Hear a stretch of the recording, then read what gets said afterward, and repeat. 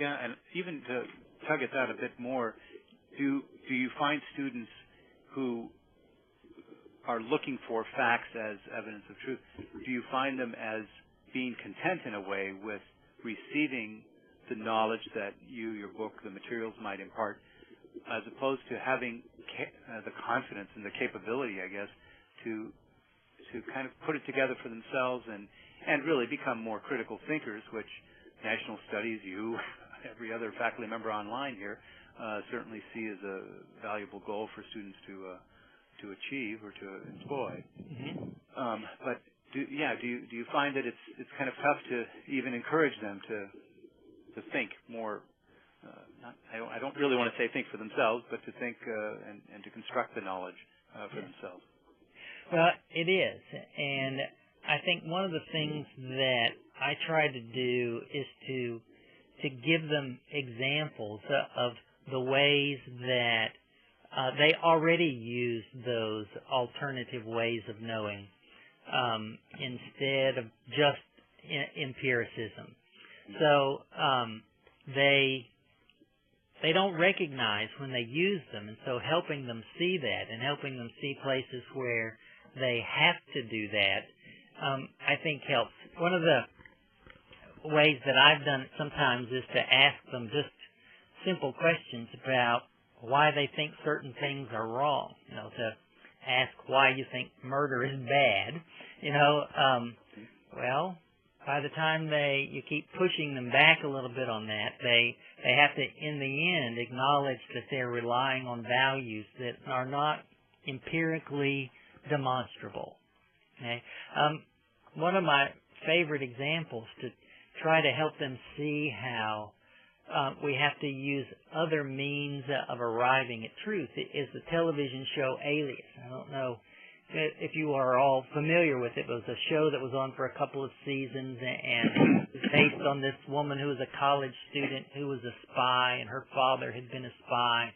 And before the show starts, the mother divorces the father and goes back to being a Russian spy. All those years he thought that she loved him, she was really spying on him. Well, here's a great example of the empirical data all telling you one thing. This woman did exactly what it took to be a loving wife, and yet it wasn't true. So I really like that one. I guess it's the kind of thing that some of them will know the TV show and can relate to.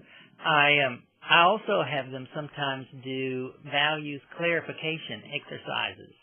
So some of those, you all are probably familiar with the folks who, there's the rowboat thing and all sorts of different ones that you can find that will make them express values that they may not even know they have and begin to defend them. And of course, as they do, they're going to use non-materialist sort of arguments all along the way.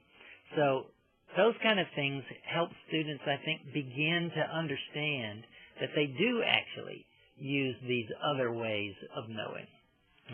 So that helps in some ways for them to see that maybe what we're doing here has some genuine relevance. And one of the things I always talk about at the very beginning of these courses is about how the Bible is very influential in our political and social agendas. And it's not just people like the religious right, but folks on both sides of issues cite their understandings of the Bible, whether it's about abortion or welfare or health care. And sometimes it's easy to go to the newspaper and find people on both sides using their religious beliefs to support just the opposite views, whether we should go to war at some time. Constantly you find people citing the Bible and their understanding of it as the reason society as a whole should do things. So as I think of how the course has to be structured, I think the way to get them started in some interest is to show them that this really does make a difference. And I think we can help them think through some of those complicated things by helping them sort of break information up into smaller pieces before we sort of expect them to see the big picture. One of the things that some research some folks pointed me to show that most students are not really able to do inference at the level that we might want them to be. And so we have to, at least initially, make kinds of explicit connections among things that we might wish our students were able to do, but they're not quite there. And it's not that there's anything wrong with them, other than that they're probably not going to be college professors, who we probably had some strong inference skills, perhaps stronger than most other people that we even went to college with. So we have to make sure that, in a way, those different learning styles are given a way to pick up the material that we can offer them about how to understand existence. Yes, our slide had kind of moved ahead here to sort of why we should study the Bible in the context of the liberal arts. And it comes back to a number of the issues we were discussing a moment ago, too.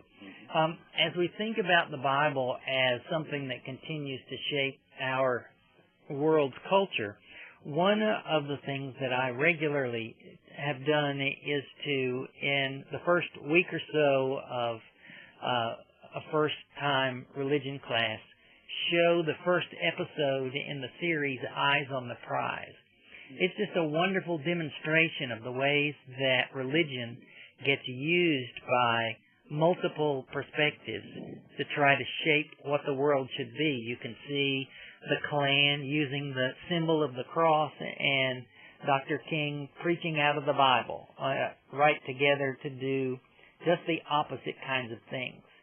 So you don't have to think of only ancient people as folks who are sort of shaped by what the Bible does, but things that are important to us still are shaped in those ways.